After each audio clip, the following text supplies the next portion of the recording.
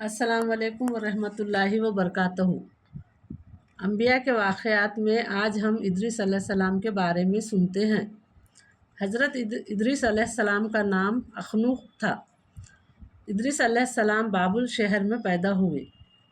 ادریس علیہ السلام کو نبوت ملنے کے بعد جب لوگوں کے احکام ماننے اور برائیوں سے باز رہنے کے متعلق دلوں کو نرم کرنے والا ایک جامع خطبہ دیا تو آپ ادریس علیہ السلام کے نام سے مشہور ہو گئے، کیونکہ ادریس کا معنی ہے پڑھانے والا، سکھانے والا، یعنی حضرت ادریس علیہ السلام نے اپنی قوم کو احکام مند خداوندی سکھائی۔ ابن اسحاق فرماتے ہیں کہ سب سے پہلے قلم حضرت ادریس علیہ السلام نے استعمال کیا۔ انہوں نے قلم کے ذریعے لوگوں کو کتابت سکھائی۔ اللہ تعالیٰ نے ادریس علیہ السلام کا نام قرآن مجید میں 2 مقامات پر لے کر تذکرہ فرمایا۔ حضرت ادریس علیہ السلام کو اللہ تعالیٰ نے حضرت آدم اور حضرت شیس علیہ السلام کے بعد منصب نبوت پر فائز فرمایا۔ اللہ تعالیٰ نے آپ کو بہت اونچا مقام عطا فرمایا اور اپنے مقرب ترین بندوں میں شامل فرمایا۔ ادریس علیہ السلام نے بابل شہر میں اپنی قوم کو اللہ تعالیٰ کی وحدانیت پر ایمان لانے، پاک صاف رہنے، اللہ تعالیٰ کی عبادت کرنے، معاملات میں عدل و انصاف کو اپنانے، ہر ماہ 3 روزہ رکھنے، زکوٰۃ ادا کرنے، نشہ آور اشیاء سے پرہیز کرنے اور اللہ تعالیٰ کے دین کی سربلندی کے لیے جہاد کرنے کی تعلیم دی۔ لیکن قوم کے اکثر لوگوں نے ماننے سے انکار کر دیا۔ آپ ادریس علیہ السلام کے بار بار سمجھانے کے باوجود بھی جب وہ نہیں مانے تو ادریس علیہ السلام بابل سے ہجرت کر کے مصر چلے گئے۔ مصر میں 72 قبیلے آباد تھے۔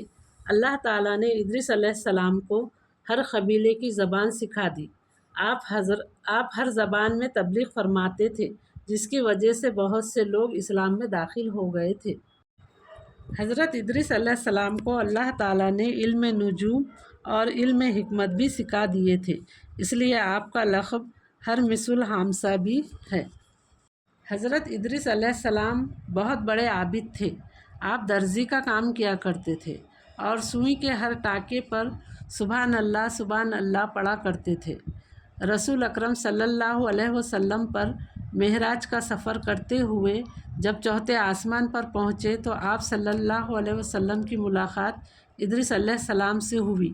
انہوں نے استقبال کرتے ہوئے فرمایا، نیک بھائی اور نیک نبی کو خوش آمدید۔ انبیاء میں سے حضرت ادریس علیہ السلام ہے جو نوح علیہ السلام سے پہلے مبعوث ہوئے، لہٰذا آپ صرف اولاد آدم سے ہوئے۔ باقی سب انبیاء نوح علیہ السلام کی اولاد میں سے تھے یا ان لوگوں کی اولاد سے جو نوح علیہ السلام کے ہمراہ کشتی میں سوار ہوئے تھے۔ سلسلہ نبوت یوں چلتا ہے کہ آدم علیہ السلام سے پہلے یہ سلسلہ نبوت جنوں میں سے تھا، پھر چونکہ آدم اشرف المخلوقات تھے تو یہ سلسلہ نبوت آدم علیہ السلام اور ان کی اولاد کی طرف منتقل ہو گیا۔ پھر یہ سلسلہ نوح علیہ السلام اور اولاد نوح سے مختص ہو کر ہوا، پھر ابراہیم علیہ السلام اور ان کی اولاد سے، پھر اس کے بعد یہ سلسلہ یعقوب علیہ السلام کی اولاد سے مختص ہوا۔ صرف نبی آخر الزماں محمد صلی اللہ علیہ وسلم حضرت اسماعیل علیہ السلام کی اولاد میں سے تھے۔ تو ناظرین، یہ واقعہ تھا ادریس علیہ السلام کا۔ اگلے ویڈیو میں ملتے ہیں ایک اور نبی کے واقعے کے ساتھ۔ ویڈیو کو لائک اور سبسکرائب کرنا نہ بھولیں۔ اللہ حافظ۔